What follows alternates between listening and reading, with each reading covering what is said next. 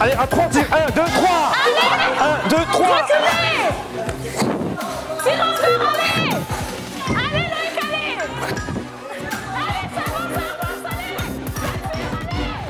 Deux équipes, une corde et beaucoup de force. Entre 1900 et 1920, le tir à la corde figurait parmi les épreuves des Jeux Olympiques. Connue sous le nom de lutte à la corde, cette épreuve réunissait 8 sportifs d'horizons variés, participant aussi à d'autres épreuves. Et les règles étaient simples. L'objectif, faire avancer les adversaires de plus de 2 mètres en moins de 5 minutes. Et si cette distance n'était pas dépassée, on déterminait l'équipe gagnante qui avait le plus tiré. Même si la France a participé pour la première fois à l'épreuve, c'est la Grande-Bretagne qui a remporté le plus de médailles, 5 au total, dont un podium complet à Londres en 1908.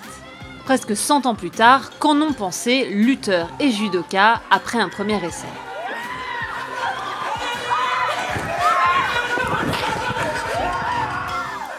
Alors dans ce nouveau sport, on a découvert qu'on avait vraiment besoin d'utiliser tout notre corps.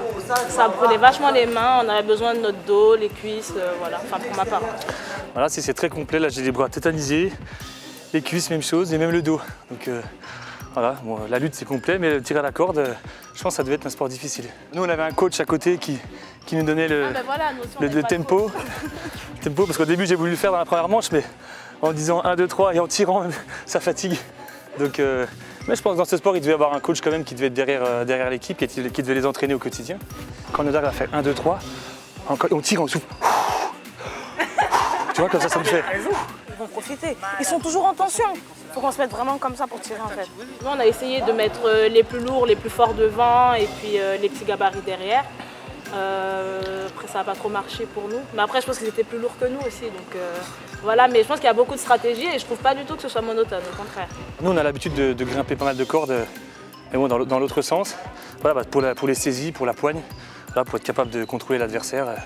Donc pour nous, c'est primordial. Oui. Nous, au judo aussi, on a vachement besoin de grappling, mais après, tirer dans ce sens-là, ça va. C'est un peu dans le sens contraire du judo, mais sinon, oui, c'est très utile après dans la pratique de mon sport.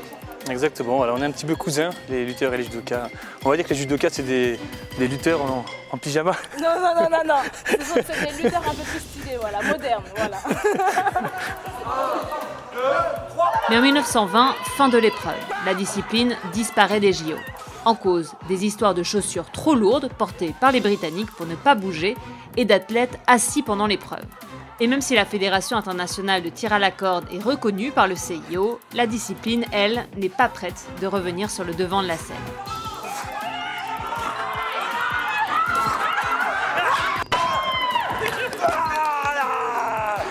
Plus facile la deuxième. Là, t'as vu à 3, c'était mieux. Hein. Ah, tu sens la différence quand tu tires tous ensemble. On refait une troisième si vous voulez. Non, c'est bon. C'est pas du jeu, ils sont plus lourds que nous.